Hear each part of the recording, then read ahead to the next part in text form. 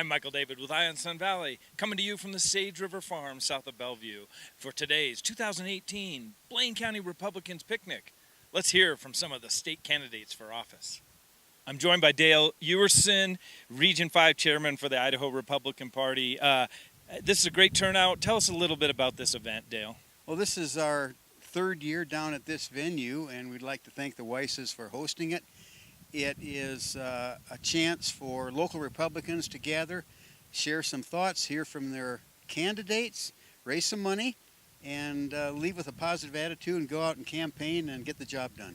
Right, you're always there, participating in the process. What drives you to do this work, Dale? Well, I think it started with my dad. Actually, he was involved in politics on a local basis, and for some reason, here about 20 years ago, the bug got into me, and been after it ever since with the local Republicans and on the statewide basis too.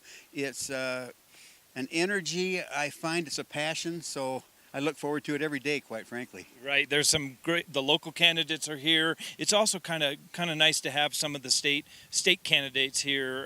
The Secretary of State and talk about how important that is. Well, it's very important because what you find in a state like Idaho is no matter what elected position you have, they're just everyday people who are elected. They'll sit down and visit with you. They'll have a cup of coffee with you. They'll share their personal stories. So it's very down to earth. And that is what energizes me as much as anything, to know they're all approachable. Right, and a good reminder that here in Blaine County, we're just like everyone else, and we want a lot of the same things for our citizens as the rest of the state. Well, certainly we do. We want our natural resources protected. We also want fiscal responsibility up and down the line, so taxpayers' money isn't wasted. And I think that's where the Republicans stand out, knowing that when they manage our funds, they do it like they were their funds, and they're very responsible and take care of them, right down to the last penny. Well, congratulations on a great event, and good luck to all the candidates as you go forward with this election in the fall. Okay, thank you. I appreciate it. I'm here with Julie Lynn, candidate for State Senate, District 26. Julie, right in the heat of the campaign season, how's it going? It's going really well. I'm finding that I get up and work all day and then go to bed tired. Right. And why, you just gave a great speech at the picnic. Why are you doing this?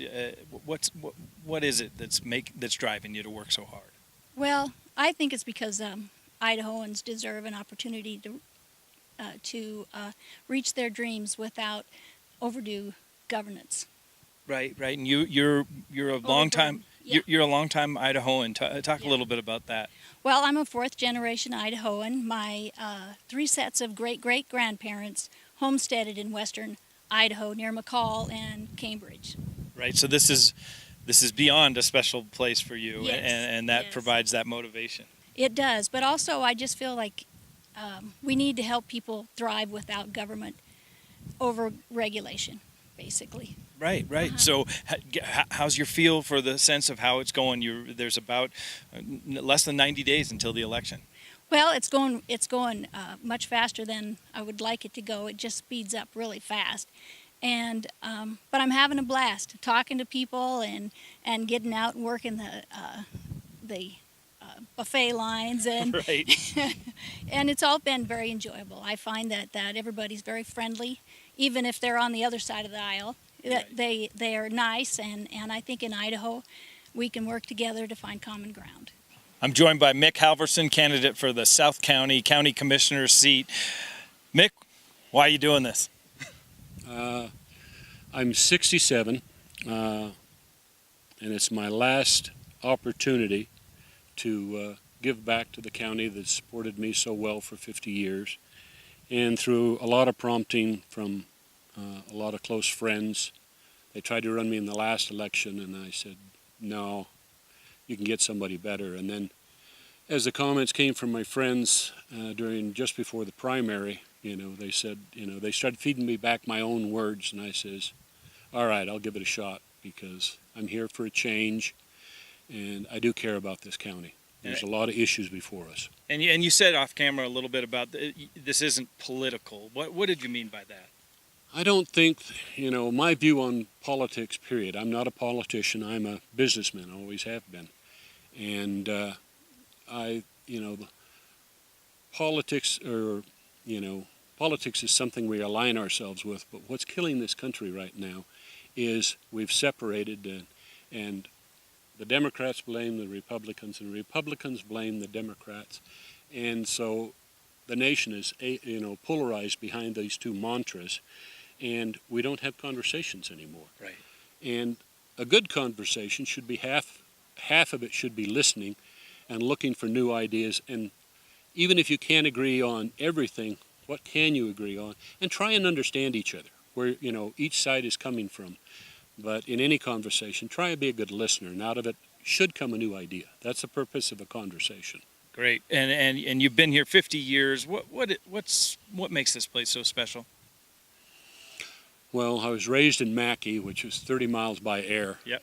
That direction. As a Surrounded by, I was raised, farming Yep. and a little bit of ranching. And we have the same things here in this valley. I had a scholarship. I was supposed to go to college, but I gave my word on something. I was going to work for a year, and I gave my word to the guy I was working at the time, and something happened, and I couldn't take off and abandon it. It was a medical issue with he and his wife, and so I'd given my word I wouldn't abandon him, and so I went into the plumbing and contracting business and ran the business for 30 years, retired about 20 years ago. That's great. So you're not a career politician. You talked about in your speech about that this wasn't about the money, about anything like that. Good luck to you the rest of the way. You almost less than 90 days till the election. Yeah, we'll see. It's people ask how the campaign's going, and I said it's really good down here because I said the ground's flat, but I says when you go to Ketchum, that's an uphill grade trying to get to that point up there. So the going's a little harder up there, but blame it on the altitude. Anything can be done. Well, good luck to you, Mick, and thanks for spending some time with us. I appreciate it. Thank you very much.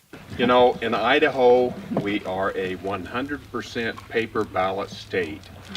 I am very confident that our elections are secure, that we have an auditable paper trail, and so consequently, I think that the bad news may be that they may disrupt an election. The good news is they're not going to change an outcome. And I think, that makes us in very good stead. I got to tell you a little story here about security. Cybersecurity is something that I didn't even know about 4 years ago. Didn't have a clue. This year, we in the Secretary's office, we had of course, with all the Russian hacking and so on, we took notice, and so we installed a new software package called Cloudflare, and it tells us how many hits we have from bad actors coming into the office. And the baseline was 250 a day. Well, right before the primary election, the legislative website went down for a couple hours. The judicial website went down for a couple of hours, and ours didn't. And we were, and we looked at Cloudflare to check it out to see how many hits we'd had during that time, and instead of 250, which was our baseline, during that time period, we were hit 27,000 times. Oh, wow. So, we have increased our security, our cybersecurity, many times over, and hopefully that election will not even be disrupted. I'm confident that they won't be changed, but I'm also confident that we will keep the bad actors out. And so, rather than talk about a whole lot of issues, let's just touch on some things. We live in a state with, one of the fastest growing states in the Union. Why is that? It's because we're a conservative state with a great quality of life. And there's a whole lot of conservative folks out there that just want to be able to work or do business. They'll look at Idaho and say, hey, let's go to Idaho. That's where it's happening. And so we have a thriving economy. We're going to have well over $100 million excess revenue this year. Well, what that means is some of that'll go into our savings, some of that'll go into transportation. We've stuck a lot of money into transportation the last 3 or 4 years that people aren't really aware of, that needs to be part of that conversation, because transportation is always part of that discussion, taking care of the roads. Everybody knows their local potholes. And if you've noticed, if you've watched the last couple of years, we're getting a lot of road fixed, especially like this stuff that runs up north of Ketchum over the hill, getting that redone. That was overdue to redo that. Along with this good economy is a ton of jobs, and we, like where the nation is getting now, have more jobs available than we do people to take those jobs. And that kind of brings us right into education and what we do to help prepare our kids and open avenues for our kids to prepare for those jobs, and particularly in career technical education. We've made a lot of moves there in the last 3 or 4 years, made a lot of improvements. All of the data will indicate to you that half of the jobs that open up in the next 10 years are going to be associate's degree, 2-year degree type jobs, as well as bachelor's. And so the more of those opportunities that we open, and the better we advise our young people. A lot of kids come out of high school, they really don't know what they want to do. They really haven't got maybe some of that help from home to give them direction. And so they'll pick something, they go to school, they graduate. They find out, that isn't really what I was interested in. And so part of what we've done with some of the career counseling, some of the things that we've started in schools and in community colleges, is to help kids understand. When I was in school, we took these little tests and they kind of told you what you were good at, what your gifting might be. We need to institute some more of those kinds of things just to help kids understand what they might be good at, what some of their inherent gifting and those opportunities might be, and then counsel them in fields that they might go into. Awful lot of kids just pick careers because it sounds like those guys make a lot of money.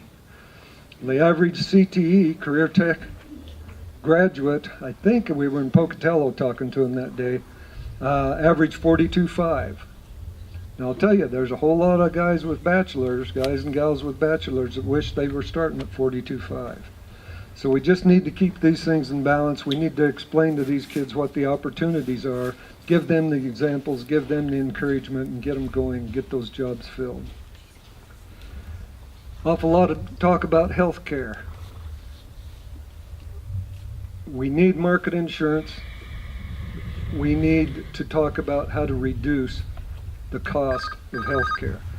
We spend all this time talking about how we're going to pay for health care, but one of the conversations we've really got to have is how do we reduce the cost of health care? Whether you're talking pharmacy, whether you're talking about maybe a little more competitive comparison, if you will, across venues. There's a lot of things we can look at. We're all going to be looking at the Medicare, the referendum on that. And my fear is that an awful lot of people are going to say, yeah, we ought to do that. We ought to help these people. Well, that's right. We ought to help these people. But expanding Medicaid is just the easy way out. It's not really solving the problem. It's just the easy way out. We need to work harder. We had a pretty good program put together with waivers last year, and I think that there's another work, if you will, coming through. I haven't seen it yet, where we've come through this year. We've got more opportunities, more flexibility within insurance this year than we've had before. So those are the kinds of things we need to work on.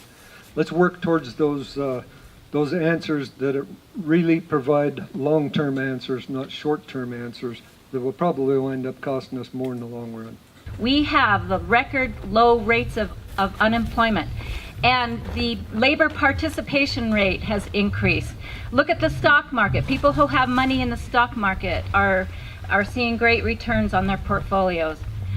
Under the Republican president that we have, Donald Trump, we've seen almost a 50% reduction in our corporate income tax, and the layers and layers and layers of regulations that have been repealed. That has stimulated an excitement in this country and an excitement in Idaho, because the way we believe as Republicans is that we don't need that heavy hand of government on our back. Get the government off our back and free us up as the individual. That's our path to prosperity and the ability to take care of ourselves and our kids and make sure that our kids and our grandkids have the same opportunities that we've had in Idaho, living in this great, beautiful state. We are blessed. We have the amazing resources in our state. We can cultivate those resources and be responsible and working together as your Republican team. That's what we're going to continue to do. I'm so happy and proud to be a part of the Republican team, and I will do all that I can to help all of the candidates. I'm running for re-election as your Attorney General. It's an important thing for us to recognize why do we need that? What's important? And the answer is really simple. It's called the rule of law. I want to tell you about an experience I had a few weeks ago. I was asked to make a presentation at a law school. There are 2 law schools in Idaho. I was asked to make a presentation at a law school to defend my position that I had taken when we had challenged an action by the previous president. So let me set up how that action took place. What happened was the previous president decided that he did not want to enforce laws that had been passed by Congress. And so instead of passing a new statute or even attempting a regulation or executive order, which that didn't happen, nor would have been effective, the Secretary of Human Services, of Homeland Security, Janet Napolitano, former governor of Arizona, former Attorney General of Arizona, wrote a memorandum, just a memorandum, and said, we're not going to enforce the law. And so it affected the state of Idaho. And so I joined with a number of my colleagues, and we sued in Texas to challenge the president's ability to ignore the Constitution, ignore his duty to faithfully execute the laws that are passed by Congress, and to just do what he wanted to do. And we successfully pursued that case. It happens to be on an immigration issue. So I was asked to come and explain why I had taken this stance that I had. And there were a number of speakers, actually there were supposed to be 2 and they ended up having 3, who all presented issues on policy, a lot of emotion, and then I was asked to defend my position. So I started off by putting up a slide of Article 1, Section 8, Clause 4 of the United States Constitution, which says that it is Congress that is to make an uniform law on naturalization. The sad part of this conversation was the place it should have started was with the Constitution. No one there had bothered to even read what it had said. And the whole purpose for my being was to uphold the rule of law. That as I represent all of you as the state of Idaho, our rights were being challenged. Someone was ignoring the Constitution, and I had an obligation to bring that matter forward. And so I did, and we did so successfully. So I don't mind defending the position that I take. I have this terrible habit. I actually read the Constitution. So if that's the worst you can say about me, I accept it. Well, that's a wrap from the 2018 Blaine County Republican Party picnic. Hope you enjoyed the conversations with the candidates and the other members of the Republican Party. I'm Michael David with Eye on Sun Valley, keeping my eye on Wood River Valley politics for you.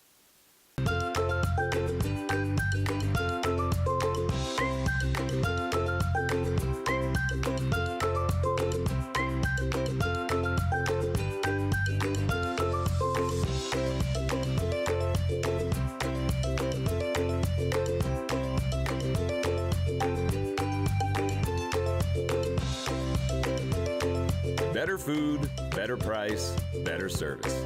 Atkinson's Market, supporting local farmers since 1956.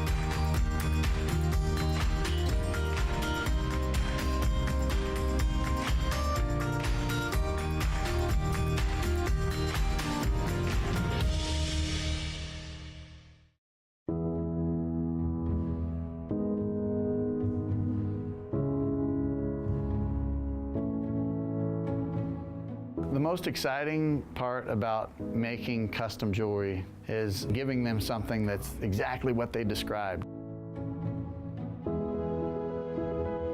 I've drawn it on paper, and now it's a three-dimensional piece, and it's a finished piece, and it has diamonds or sapphires or whatever the stone might be. It's what was their envisioned piece of jewelry, and I get to complete that for them. I get to fulfill their dreams by building what they want.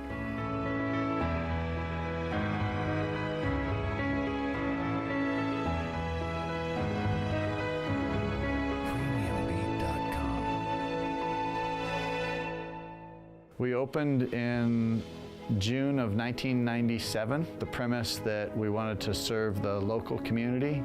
We feel we've been very successful. We really listen to our customers' needs. Because of that, we've been in business almost 20 years now.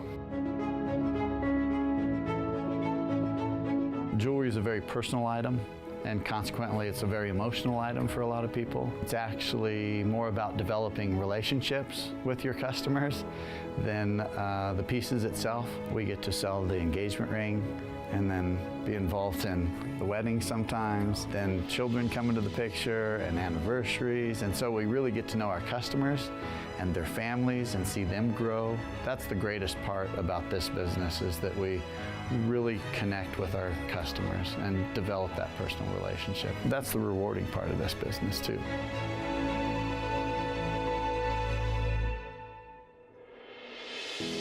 Haley is a small town, and so sometimes it's tough to run a small business in a small town, but it's also very rewarding because you get the support of your neighbors, and without our local support, we wouldn't have been able to do that. So we truly are thankful for the business that we have locally and appreciate our customers and want to thank our customers for doing business with us over the last 20 years.